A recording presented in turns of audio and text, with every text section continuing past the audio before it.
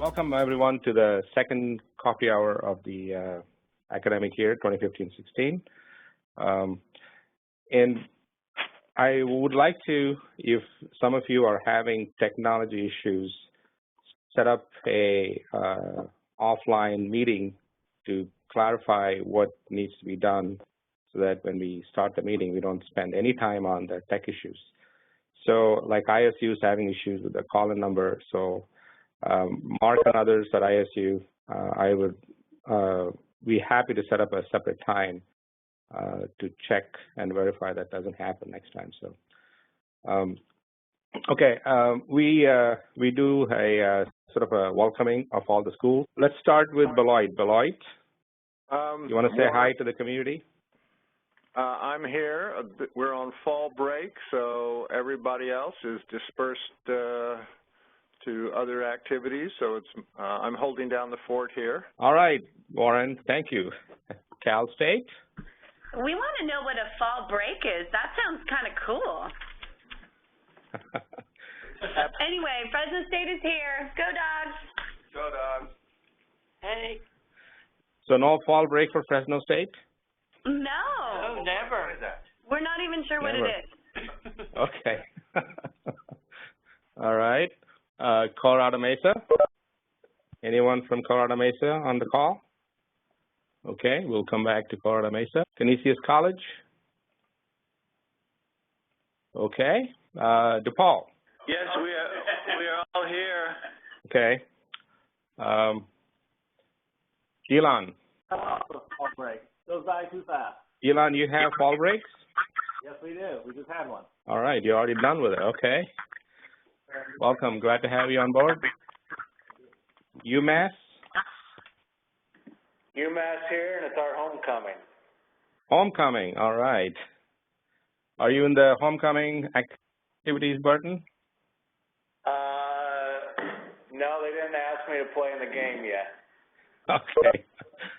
All right. ISU will, let's see if this works, ISU. Go ahead, try the audio. Hello. Hello. Okay. I'm trying. Oh, you turned it on. Okay, sorry. Yeah, we're here. Break. Did you finish fall break or not fall? No fall breaks? We're always on fall break. Yeah. We have a Thanksgiving break, so it's not here yet. Okay. Lawrence Tech. Not on the call. Okay. Milliken. Good morning, Joe and everyone. We too are on fall break, so I'm holding down the fort as well. All right, Andy. Great. North Central. Hi, Joe. We're here.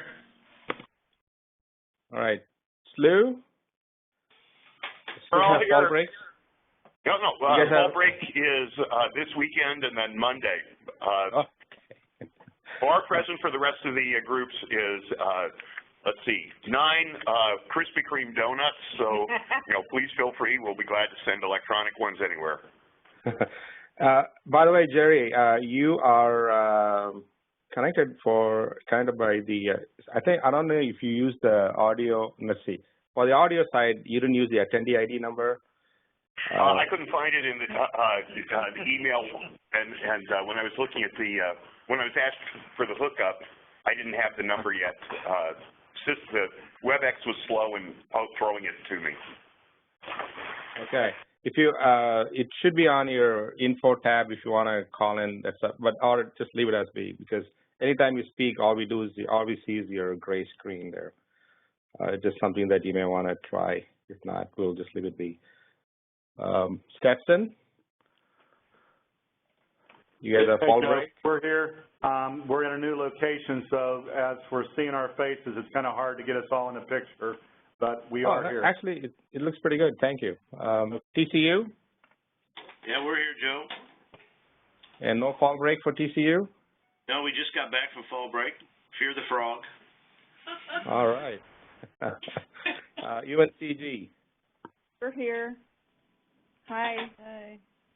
Hi, guys. Hey. And no fall break in UNCG? No, we're already past fall break, Joe, so we're back to work, week 9. Back to work. Okay. Webster University? Our fall break starts in about 50-something minutes, so we're all here and ready to go. All right, thank you. Wichita State? Hi, Joe. This is Chris, and Wichita State, we're here. And we just got back from fall break. All right. Then WPI. WPI is here. Fall break starts today for the students, but they call it a faculty meeting, making the rest of us work, and fall break starts for the rest of us on Monday. Monday. All right. Thank you, everyone, for being here this morning. We truly appreciate all your efforts and taking time out and making this happen. We have a full agenda today. This is, again, the 19 schools that are participating in the program this year and spread out all over the country. Good to see so many activities going on across the nation. And this is the agenda. So we start out with a review of the presentation that Jerry Katz did at the summit. It was well received, and we wanted to do a sort of a recap of that.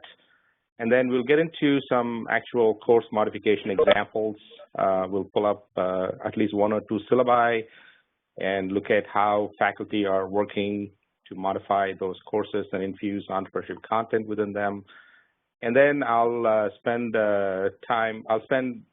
enough time today going over the fellow sites, site functions, and how you sign in. And a lot of new fellows are not familiar with that, and even we constantly keep tweaking the site to make this more functional and easy to work with. So there are people that may not be familiar with it, so I'll go through that.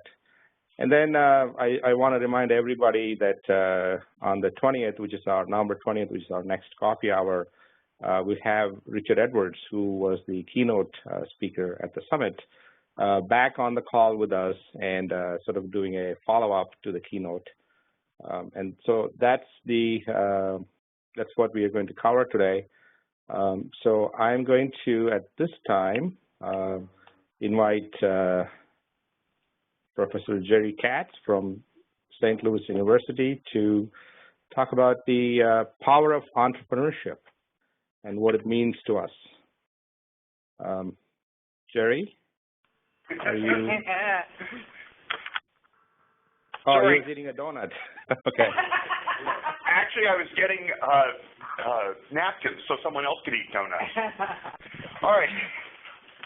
So basically, I was asked to do a talk at the summit, and it was sort of to share my love of entrepreneurship and why I think it's a really good time to do that. So hit the next slide, Joe.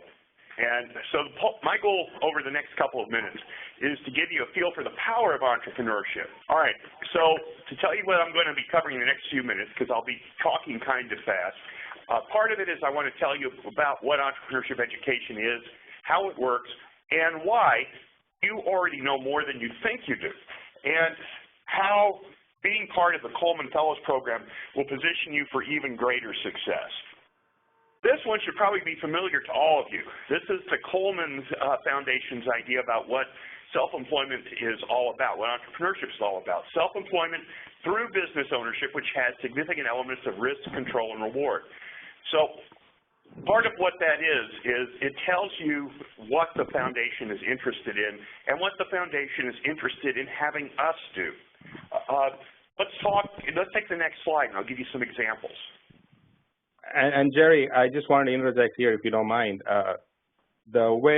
One of the ways that the foundation is operationalizing this definition of entrepreneurship that they embrace and support and fund is through the Fellows Program and the modification of curriculum. So I wanted to interject there.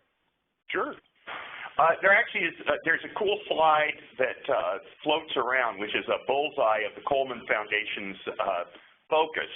And I think we got it stripped out when we shortened this, but most of the directors have that bullseye stashed somewhere on their hard drives. And keeping that around is a good idea, is a really good way to know what the foundation is particularly interested in.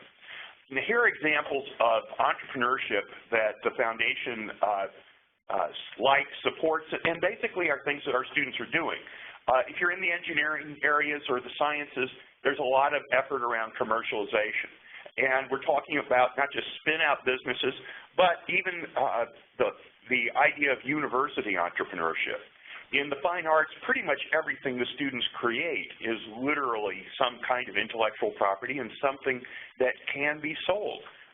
The highest percentage of self-employed people in America are in the artistic professions. In the social sciences, if you're going to go into consulting, if you're going to aim for a professional practice, you will end up being self-employed. And in medicine, you've got part of that, the professional practice, like for psychologists, but you also have the opportunity for commercialization. So, I would like to make the argument that what we need is more entrepreneurship education in more places than we've had it before. And I think y'all and the role y'all are playing through the Coleman Fellows Program is important because you are the people who can make a difference. And how do I know this? Next slide. And Jerry, I want to, by the way, if there is a comment or a question for Jerry, please use your raise hand button. And we want to make this a discussion. So I have a question for you, Jerry. One of the comments that I always hear about is we always talk about more entrepreneurship education, but entrepreneurs who sometimes look at entrepreneurship education say there's a disconnect between what we do in our universities and teach entrepreneurship and how we educate entrepreneurs to the real world of entrepreneurship. So they say, can we really keep up with what's going on in the world of entrepreneurship with accelerators, incubators, and all of that stuff going on? How would you respond to that? What is the best way to respond to that? Let me put it this way. I think I have some ideas, but I'd like to hear your thoughts. Well, the fact is, if we think about, say, evidence-based entrepreneurship, because evidence-based medicine is the hot thing, there's a variant of it which is evidence-based entrepreneurship. And the fact is that entrepreneurship education or counseling in any form makes an enormous difference. This is the population of business startups. The fact is, this is the general, if you're looking at the American economy, here's what it looks like. You'll see there's a giant pile of companies below in the bottom third, which are in the failure area. And I will tell you one of the interesting things about that. Very few of those people came out of our programs. If any student we've got is talking to us about starting a business, you know we will move heaven and earth to make sure that they avoid failure. Survival is probably where most businesses are. A few are successful.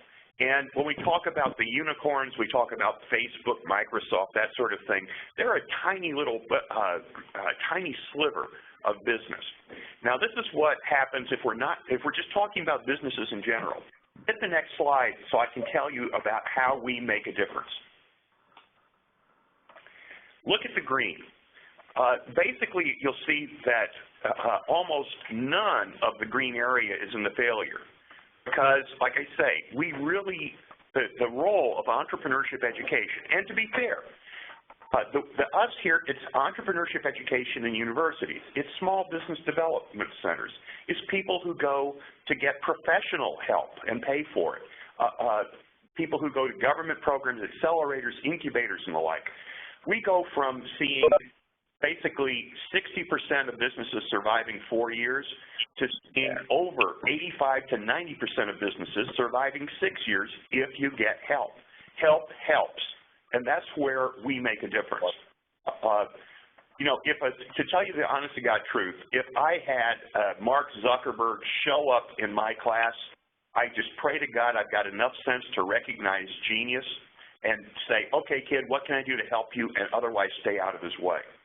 But, you know, let's face it, for the vast majority of kids, our advice, our ability to connect them to resources, our ability to let them use us as a sounding board will make an enormous difference. And a lot of what we do is move so that the failure type ideas get worked out and dispensed and replaced with more viable ideas. So we are part of the people here in America who create that green bar. And that's the majority of firms that succeed. It's the majority of firms that survive. And it's a tiny, tiny minority of the firms that fail. I see our biggest role is actually minimizing failure. We help students avoid wasting their time and their money, their family and friends' money. And for all students who are planning to be entrepreneurs, our secondary goal is to help them have bigger wins. But that's often a secondary thing because that bigger win depends on the quality of the idea, on the hustle of the kid, on luck, which I think is something that people can improve their chances of for themselves. So that's a little harder to do, but we can really help them avoid failure. This is kind of fun. You have the ability to get an enormous number of entrepreneurs and experts from your community onto campus to help you and particularly your students. And I know a lot of faculty wonder, well, what can I offer these people? You can offer them all sorts of things that they value, and here's kind of my short list. First off, you can offer them space. You have all sorts of resources that people value. One of the things we do, we partner with literally dozens of entrepreneurship support organizations in our community every year. I can give them a classroom. I can give them a meeting hall. It doesn't cost me anything. And for them, that suddenly gets them on campus. I always tell them, hey, can I have my students attend? And almost 99 times out of 100, they'd say, sure. So they're getting space, we're getting access, and it's a great opportunity. We may be able to help them do research. And to be honest, find interns and future employees. And we can even help them, if we have a group come to campus, that gives them legitimacy. Because universities don't just give their resources to everyone. People also appreciate you for your expertise. I end up sort of trading resources with organizations, and what they're asking me to do, hey, can you look at this project we're doing, or can you talk to this entrepreneur that we don't know how to help, and things like that. And sometimes it's not that I have the right answer, but one of the cool things is we all know professors in all sorts of areas. I had a local accelerator who was desperate to talk to a neurosurgeon. They wanted to have like an hour coffee with a neurosurgeon. Well, it turns out that I knew a neurosurgeon here at our campus. I called him, asked him for a personal favor. He said, oh, yeah, sure. So they had a 15-minute phone conversation, which ended up being a 2.5-hour liquid lunch. And that accelerator has basically used that neurosurgeon's expertise for half a dozen different projects. And excuse me, Jerry, there is a comment or a question from Webster. Yeah, Jerry, we were wondering about the data you had earlier, the success rates from those without assistance from educators, entrepreneurs particularly, and their success rates. Where did that data come from, what kind of source? It'd be helpful for us to have a handle on that. Actually, if you have my textbook, if you search for Help Helps, if you've got the electronic version, Help Helps, and it's in Chapter 1. The longest footnote in the book is basically a collection of research articles on the impacts of entrepreneurship education, entrepreneurship consulting, and entrepreneurship counseling on the performance of startups. It's basically about it's about 3/4 of a column. It's a 3-column page, and it's about 3/4 of a column for one page.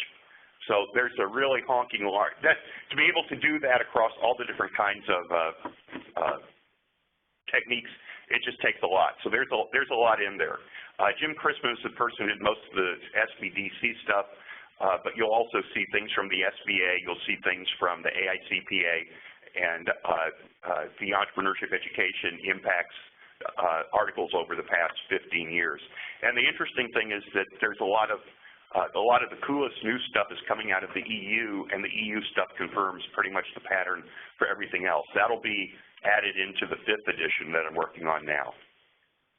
And Jerry, I'm familiar with that footnote. I'll send it to all the directors if you're interested. Thank you very much. Oh, we've got a question here from Pat. Oh, right. Okay. So on the last slide, this is great, in terms of why entrepreneurs might want to come to a particular college, why they may want us. I was thinking about the idea of networking to the extent that you mentioned they, of course, have a home, later as alums, but this idea of if they come to a college, that's an automatic network for, whatever they maybe they're selling or purchasing, and as alums, they have an automatic network too. Right. Yep, absolutely. Okay, so we were on the other things that they want from us. One of the cool things, back what? I'm sorry, okay. No problem. So part of this is also we can offer neutral ground. There are different organizations who have trouble cooperating because there are issues about, well, who does what. And what we found is that, if we're at the table with them, we just say, hey, listen, we'll organize it, and you two people are our major sponsors, and you each contribute what you want. And suddenly we have multiple organizations coming, to help us. And going back to what Patricia was saying, that the fact that we have alums all over our communities is a tremendous resource, because we can reach out to them and they can in turn favor us, so that it helps us in terms of our visibility, and it helps us in terms of improving our relationships with our alums. And the fact is, for alums coming back to campus, and let us face it, people, how many of our entrepreneurship majors are 3.6 or higher GPAs? I will tell you, I had 12 last night in a class, and I got one who qualifies. Most of my entrepreneurship students, particularly the ones that are really into their business, tend to favor their business over their academics. And a lot of entrepreneurship students are BC students. They graduated with B's and C's averages. And when you call them and say, I want you to come back to campus and talk to my students, say, you don't want me, Prof. I was like a C student. I said, yeah, but you own a company with 6 different locations in town. All the students know your business. You've done well. You think so, really? Your ability to make them feel good, to legitimize their achievement, and to remind students that, in entrepreneurship, it's the quality of your business, not the quality of your GPA, that makes a difference. Tremendous way to hook these entrepreneurs into your program. All right, next slide. And you're right, because there is a saying, I don't know who said it or first, but I've heard it said many times, all the A students end up working for the B and C grade students. Amen to that. So that seems to be... Yeah. Okay. I was joking with Patricia, because I actually have one student who missed class last night. We're about to file midterm grades. I'm thinking, right now he's about to move from an D to an F. But, who knows? He's working for a very entrepreneurial, famous company. So maybe he will end up buying me my chair. I think that'll even it out. Okay, next slide. So, here is how do you put it? Why can being a Coleman Fellow make a difference? Well, part of it is look at the people around you, and the folks that aren't at today's gathering, but who are like senior fellows and don't have to show up all the time. The fact is, you have all sorts of amazing resources to tap into. The other fellows that you have, not just the ones who are sitting next to you, but look at the folks on the screen. I found that the Coleman Fellows nationally are some of the kindest and most giving, most positive folks there are. You can go on to the Coleman Fellows website and post a question, and you will find people answering it within hours, if not days. The cool thing is that what we're doing, people have done before, and folks like Harold Welch at DePaul, or Frank Hoy at WPI, or myself, Tim Stearns at Fresno, we have been doing this for decades. I mean, a lot of the stuff you're trying to work through, there are an awful lot of people in the program who have worked through it and can talk to you about the ins and outs and what's worked for them. And you've got these connections across your campus, across your community, and through the Fellows Program across the nation. Okay. I did a quick back-of-the-envelope calculation, and so the 20 directors have between them about 500-plus person years of experience. The fellows are basically another 500-plus years of experience, and they're literally doing this stuff on the front lines every day of the week now. We've got 19 campuses across the U.S., and one of the cool things is every one of them can point to all sorts of successes that they've had educating their students. And you're all a part of this now. So, you know, these are reasons to feel really good about what's going on.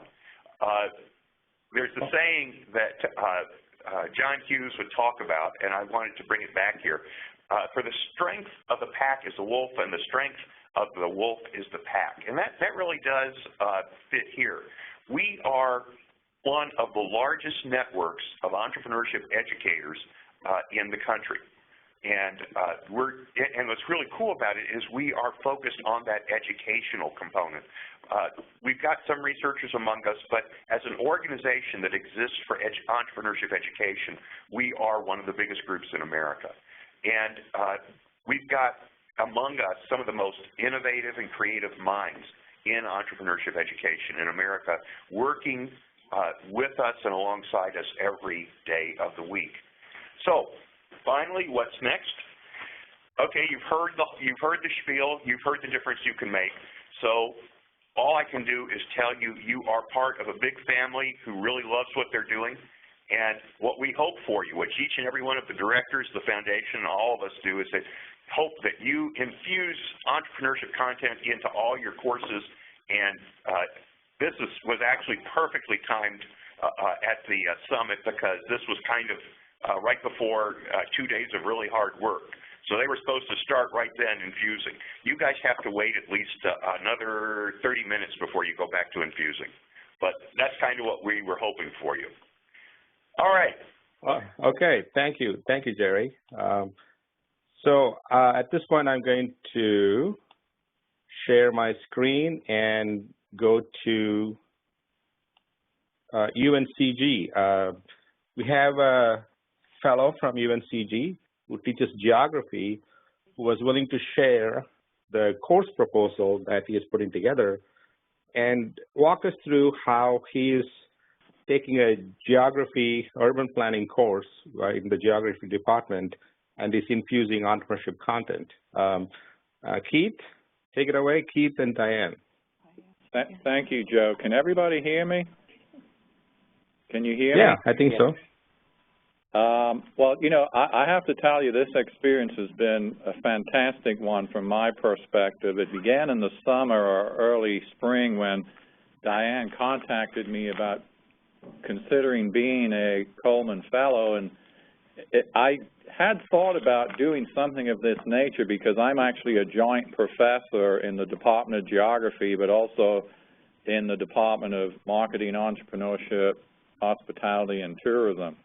So I was very excited about working with Diane and working with the program.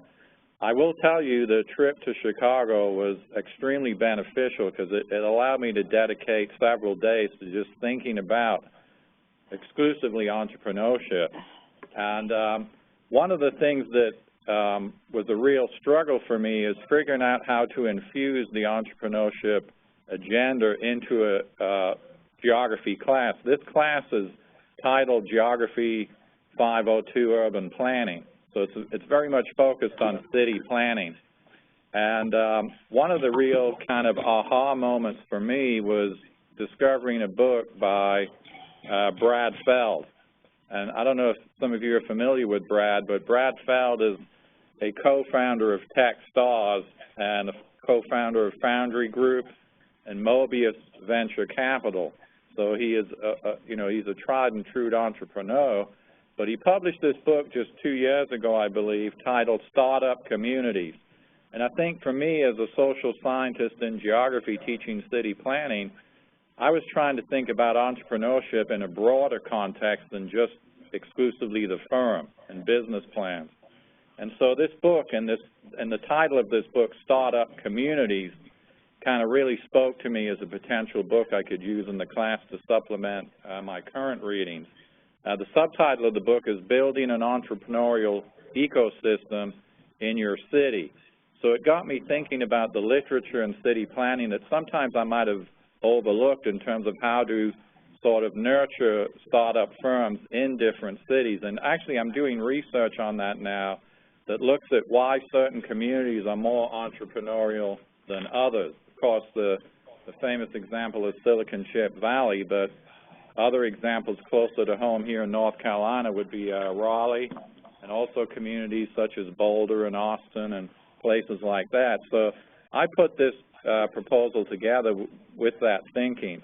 And what I've really learned is that beyond just teaching, you know, conventional zoning and subdivision regulations and transportation planning, now what I'm really focused in on is thinking of ways to help the students better understand what it means to be more entrepreneurial as a community. Right here in Greensboro, we've done a lot with our downtown in terms of providing incubator space and work-live space arrangements that allow startups to flourish in our urban core. And I think typically in city planning classes, that tends to be overlooked. So I've been very focused in reading the literature on how we nurture talent, how we nurture creativity as communities. And, you know, I see Joe scrolling through that proposal. I'm not sure anyone can read the text that clearly there, but one of the things at UNCG that we're very focused on is that the course proposal lists explicit student learning outcomes, and I think that's true across the country by university. So it was a really good exercise for me to really rethink the curriculum agenda and work on infusing entrepreneurial content within the curriculum itself. So, you know, one of the things I'm going to really stress to the students in geography and in the business schools, by the way, this is a graduate level class that also allows seniors into it, but I'm going to focus on how entrepreneurship impacts communities at the local level and what causes this geographic variation in entrepreneurial activity, and look at cities that have embraced public policies that have nurtured startups more effectively than others, and, you know, kind of adopt a sort of best practice approach.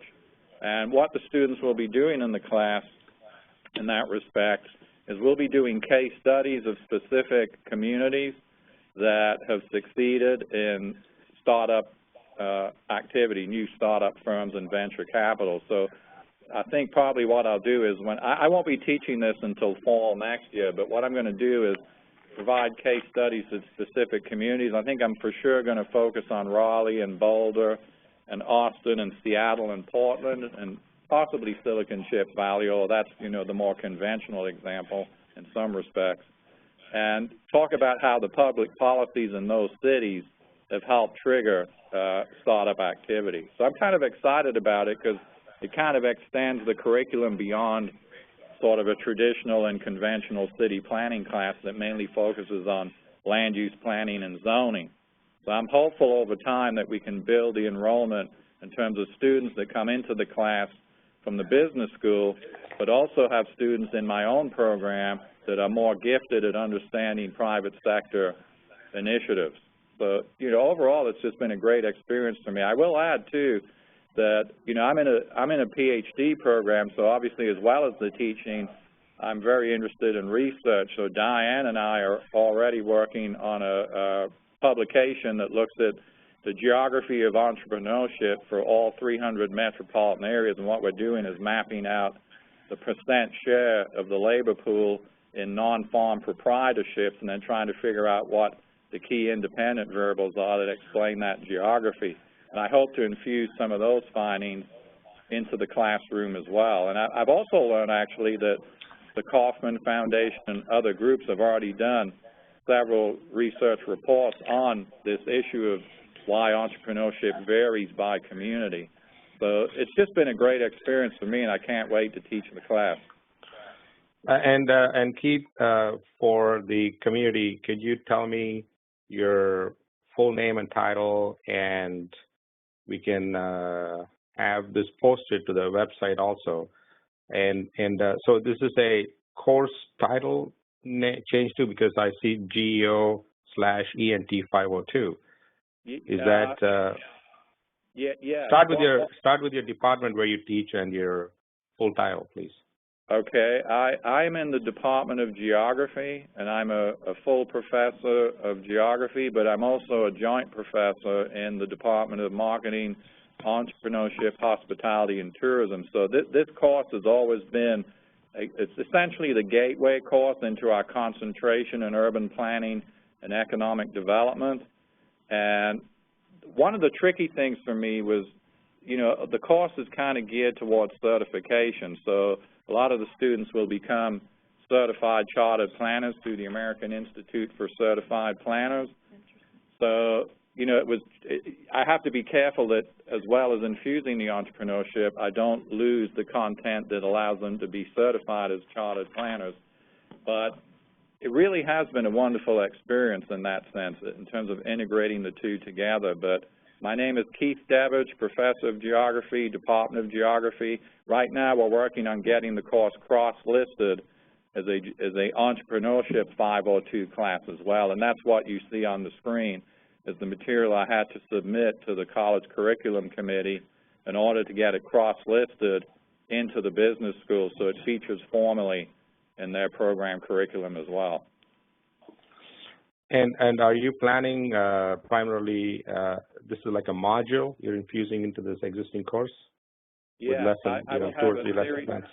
What I'll do is I'll keep the existing exam structure that I had earlier, but I will also be having them. You can see there. I think you can just see part of it there. If you scroll it down a little further, you'll see I have case studies and also a group project and a presentation. And what they're going to do, they're not going to look at firms in detail.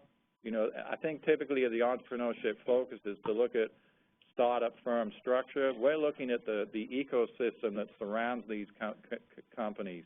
And so we're looking at the broader communities and the public policies that need to be in place in order to encourage the invisible hand and startup firms to flourish.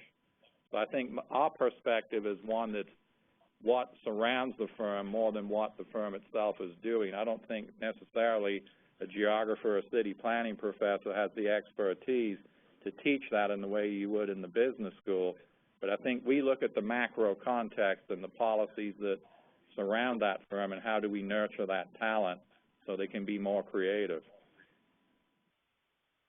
Are there questions or comments for Keith? Joe? Can you Yes.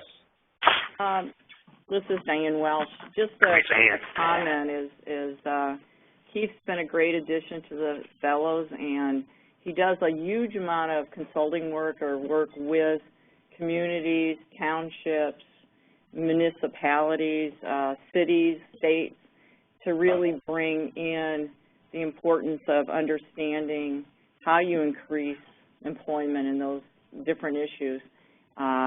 He works with a lot of, does a lot of speaking, and you just did a speech a couple weeks ago, Ted heard. What was that? You talking about the workforce development? Yeah. Yeah. He just did a major. It was with High Point Bank. High Point, North Carolina, with community development, for instance, and did a big talk with the business community there. But just a couple words on Keith also, when he's speaking about the marketing, entrepreneurship, hospitality, and tourism. He's primarily worked with teaching courses in hospitality and tourism about the importance of geography and those. So he hasn't really, this is new for him to be in the entrepreneurship area, and of course we're thrilled to have him teach. And one 500 level courses, Joe, that you might, I'm not sure all the audience might understand, but here at UNCG we have something called 500 level courses. I thought these were everywhere, but for talking to other professors, that's not the case. And so what's really great about these is that graduate students can take it, like he said, but also seniors, and I guess probably even juniors with the permission of the instructor. So from a point of view to try to get courses across the curriculum, they sort of double serve the population. So they serve graduate students as well as undergrad students, and that's a real positive, I think, in terms of getting our curriculum out. And I don't know if all schools have this. I don't think they do, but that's why it is. And the other thing we do is cross-list it. So in the catalogs that come out, you know, online for students to pick courses, you're going to see this ENT 502, you're going to see it as Geography 502, and in some cases, like Steve Kramer's course, we have 4 cross-listings. So if they look at marketing or library science, for instance, as well as entrepreneurship and geography, that particular research course is listed under those headings, under courses in the course catalog. Great. We have a question or a comment from SLU, and then next would be ISU. Oh, okay. So, yeah, this is Andy Hall, Biomedical Engineering. I'm one of Jerry's kids. If you're looking for case studies, Keith, I think St. Louis actually would be a great one. We have a place called the Cortez District, which used to be a bunch of abandoned warehouses, and now it's situated right between St. Louis University and Washington University, and it is a really, really growing area of entrepreneurship. One example is the Cambridge Innovation Center, which is a for-profit business incubator. Their first venture outside of the Boston area was in St. Louis. They didn't go to San Francisco or anywhere else. They came here because of the opportunity. And unrelated but really interesting, in the same district, our first IKEA just opened up. So this place is really going crazy, and I think would be a really interesting study if you're looking for something like that. I really appreciate that feedback, and if anyone has any other examples, feel free to email me because I'd love to hear from you.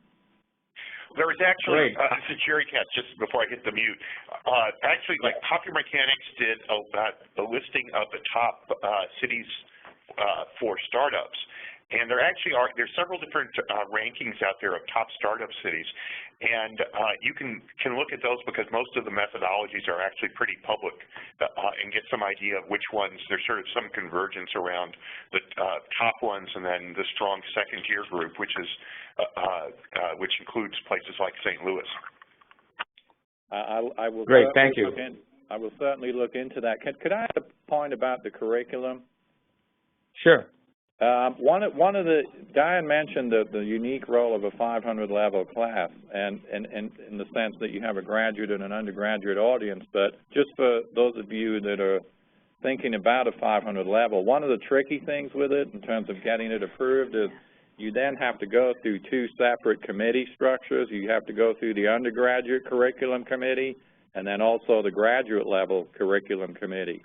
And then you also, if you're doing it in a cross-listed sense, that means you're going through 4 different bodies at the unit level, and then on top of that, you then go to the university level curriculum committee too. So what I would recommend, for, in terms of all future new fellows, is they fully understand the timeline that can be in play here. It's very important, I think, that every new fellow begin the process the minute they get to campus in August, because especially if you're doing a cross-listed graduate, undergraduate level class, you can have up to 6 different committees that you have to get it through. So it can take time, but it's worth it. But it's doable. But it's doable, right? And it's worth it. Yeah. That's great. ISU, you have a comment or a question for Keith? Yes, our question is, what case studies do you use, and where would we go to find access to them? We have our new course in interdisciplinary studies, and these kinds of diversity in case studies would be really useful for us. Yeah, question to you, Keith. Well, I'm kind of in learning mode at this point. I teach the class in fall next year, and I'm very familiar with the activities that are happening in Boulder and in Raleigh and in Nashville and in Portland and Seattle, but I don't know of a national repository that sort of provides a listing of best practice case studies. If anybody else knows about such a thing, I'd be all ears. That would certainly be handy for those of us that, and all of us, obviously, as Pullman Fellows, are teaching this material, and case studies is a very engaging way of getting this information out. Oh, maybe that could be on the website. One of the things I certainly will do as I prepare the material for this course that I'll be teaching in fall 2016 is I can post my findings on the Coleman Fellows website in terms of what I think are the best practice case studies so that every fellow can see that material. That'd be great. We use a few as well. Maybe the Coleman site could actually have a repository for everyone. Absolutely. We welcome that, and in fact, that we are going to spend a few minutes on the site. Great suggestion, and we will. And I'm thinking that there are probably several directors within the network and faculty in the network who use. We can collage a list of all the cases that people use. So, great suggestion. We will make it happen. Any other comments or questions for Keith before we move on to the next faculty member? Okay, I'm going to now ask Amy from Wichita State to share. She's working on her syllabus. She doesn't have all the pieces figured out yet, but she wanted to share her concept of how she's viewing this innovation of her course through the infusion of entrepreneurship. So, Amy? Hi, I'm Amy Duvall, and I teach in the Elliott School of Communication at Wichita State. And I was just asked to be a fellow in August, so I hadn't really prepared this course with plans of making it a course that included entrepreneurship, but as I was at the summit, I realized that this course was perfect for that. So it's called Innovation in Storytelling. It's a brand new course. I hope that it becomes, right now it's just kind of an experimental course, but I hope it becomes a course that's offered at least once a year. And what we've done the first half of the semester is look at ways that the media, PR professionals, advertising professionals use mostly new technology in helping tell their stories, even things like Snapchat, Instagram, things that aren't necessarily real new. Then we try to have them go out and find others that are newer than those, that aren't as quite as popular yet. So we've explored those. We've practiced using those. We've gone out and about and had them do stories using the app. So the second half of the semester, what I plan to do is they will work in small groups to come up with a new idea, something that they think would be useful to media professionals. And the part that I hadn't thought of then is to go ahead and have them develop that further into create a business plan and pitch for their final project. So I'm going to have Chris come in, I hope, and talk about, hopefully use the canvas that we used at the summit. I thought that was something that made a lot of sense for students who, most of whom who have never, taken an entrepreneur class or a business class. And I fall in that boat too. All the way through undergrad, grad school, nobody in my mass communication class has ever said, hey, you should know how to make money with your ideas. It was always, you're going to work for somebody, you're going to work for someone. So this is all new to me, and I'm having a good time learning about it, and can't wait to help my students learn about it too. Great. Are there any comments or questions for Amy? Any suggestions as how she can go about completing this course that she is embarked on? Amy, I would recommend that you reach out to Betsy Hayes at Cal State Fresno. She's a PR prof, and she's done work in the area that you're focused on. And I'll connect you both. And you might have, she was not at the summit, but I'll connect you both by email. Thank you. Okay. All right. So I want to take the rest of the time to talk about the site. And one of the things that we are asking all the new fellows, as well as the returning veteran fellows who are part of this academic year, to do is post your syllabi to the site. And there is so you have to sign in. Let me go back to the home screen. So you have to sign in to the website. And once you're signed in, you will be, this is the screen that you will see. And if you click on the Submit Syllabus tab on the left-hand side, it'll bring you to this screen. And you click on the Select Category, and we have created categories for what we call as before syllabi. And the idea is this: as a community of practice, we want to be able to see and follow the way you are engaging the infusion process. So which course did you choose? And if it's a new course, brand new course, then there is no before syllabus. We understand that. But 80 to 85% of the fellows use an existing course for this task. So if you are taking like Keith is doing an existing course and cross-listing it, we'd like to see what the course looked like before the modification. And so in this case, it'll be social sciences. And if it keeps doing that, I'm just going to post something here as a test. And then in this description, try to be, you can add a couple of sentences or phrase that says, this syllabus is an existing geography urban planning syllabus that's being modified for the sake of the fellows program and the infusion of entrepreneurship content. And I'm just going to put something here as test, and then put your name. I'm going to put my name here. And then you click on the browse button, and let's say I choose one of my syllabi here, and you click open, and you start upload. It takes a minute, and then you'd see this message. That means your syllabus is being successfully uploaded, and I review and post and approve all the content because we want to keep hacking and all that spam from this site.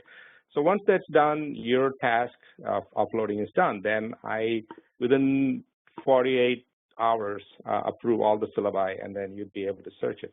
The other neat function that I think a lot of fellows ask me about is, how do I find other fellows across the country? And this is a list of all the fellows currently. There are 456 registered users on the site. What that means is fellows who have been fellows and who are not currently part of the network, for example, Finlandia University or Quincy College. Once they're registered, we don't delete them unless they ask us to delete them. And so if you click on fellow search, you can, let me see here, click on the down, search users, and you can search by name, you can search by institution, you can search by category, fellow, director, co-director, and here became fellow, and the primary discipline where the fellow listed as he or she teaches in. And this is basically coming off of the profile that fellows complete. And let's say I'm interested in our course to start. So I'm going to put geography and find users, and it'll come up with Professor Keith Devich. And if you want to email Keith, click on the email, and it'll say you can send an email through the site, or you can cut and paste it in your browser or your email client, whatever works. It's, again, the idea is to make this as easy as possible for the community to communicate with each other and be in touch and share ideas. Like, for example, I forget the name of the faculty from SLU who was talking about the Cortex and IKEA area. So if you have some information, you can email it to Keith, or Keith can go. And I think what is the name of the faculty from SLU? Andrew Hall. Oh, Andrew. So I can just put Andrew in the name and find users, and there is Andrew Hall. And this is his email, and and it'll pick up. I just searched Andrew, so these are all the Andrews on the site registered as users. And the other thing that I wanted to share with the community is, how do you share your occurrences and happenings with the rest of the community? So to do that, submit fellows views and updates, and you put your title, let's say COFFE Hour 2, and I'm just going to type in a word, and then you can add a description, you can add an attachment, and then you click on, let's say I'm just going to click save without an attachment, and you get a message saying that you're done. Your submission is accepted, and wait for this to be approved. And I wanted to encourage all of the faculty to use the site and use it as a resource. And I can tell you that I get a lot of inquiries from the community within the fellows community, but also universities, and I don't know how to explain it. I have a lot of, so there are 706,000 site visits, and every day there are about 30 to 45, and we have every imaginable restriction that really bottlenecks search bots and all of the auto bots that just crawl, the web crawlers, and then they just try to attack all the sites. So we have something like 7 of those working against that. So these are actual human beings who are signed in and looking for information about entrepreneurship. When you Google entrepreneurship, this is one of the fellow site comes up in the top 10, I think, or some, it changes depending on the day. But then we have a lot of faculty from across the nation, across the world, sometimes contact me about information that they found was useful from the site, and they wanted to. A lot of them asked me about how to become fellows, but then I refer them to Clark. So I'm hoping that you, as a community of faculty, feel that this is something that is worthwhile, and be able to use it and share. Most importantly, share your ideas and thoughts and suggestions on how to make the work of the fellows easier and better. So are there any other questions on the site? Okay. If not, please email me. And it's 11 a.m. and we do want to honor the time limit for the coffee hours. But if there are any schools that are experiencing any sort of a tech issue with your audio or the video or any, so if you change rooms, usually I start the meetings at 9:30 a.m. So you have about a half hour to sign in, and I would urge you to do that so that we start at 10 a.m. sharp and focus on what needs to be done for the day. So next coffee hour is November 20th. We have Richard Edwards, who was a keynote speaker at the summit, back on the call, and he's going to sort of do a quick highlight, and then take questions and have a discussion about some of the things that he brought up at the summit. So if there are no other comments or questions, I will let you all go and wish you all a happy Halloween that's coming up soon. See you all November 20th. Thank you, folks. Have a great rest of the day. Thank you. Thank you, Joe. Bye. Bye-bye.